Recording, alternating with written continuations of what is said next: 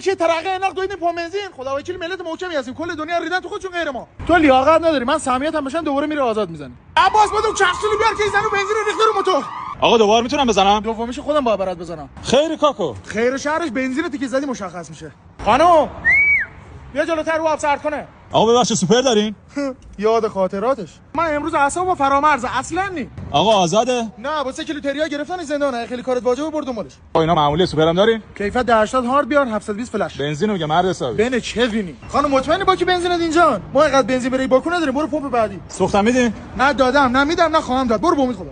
بچه‌ی کپسول آتش فشانی بیار که این بوها سیگار چرا لوش کنده نمیشه. الان کامنت ها میشه ذات بنزین. با خانم کیکاووسی یادت میگفتی پی وی مسافر با بلاک بنزین نداریم فقط نفت. آقا سرویس داشتی کجا؟ نداریم خرابه. مسافرین رامو بنداز. ایش نوشت مال ملت ریدنت مال ما. آقا صندوق انتقاداتتون کجا؟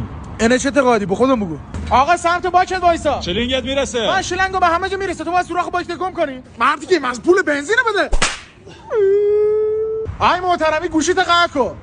الو رئیس کارت سوخت داری؟ کارت سوخت هم داریم ها. RST رسیدی اسمت بیا. از اکتان قبلی اگه داری دو تا برام میرسوش. اوکی چه تانی بود؟ موتور مدیک. موتور میدی؟ اکتان موتور مدیک. یکی بیشتر نمیخوام بریزم تو خودم. کار کیران دلان آر بزن از موکه چملی تا اوکی چه تانی داره بگی بریز توش. آقا بنزینی که زدم فکر کنم تو شاه بوده. میشه خوب بزنیم تا کنم فندک دارم خدا.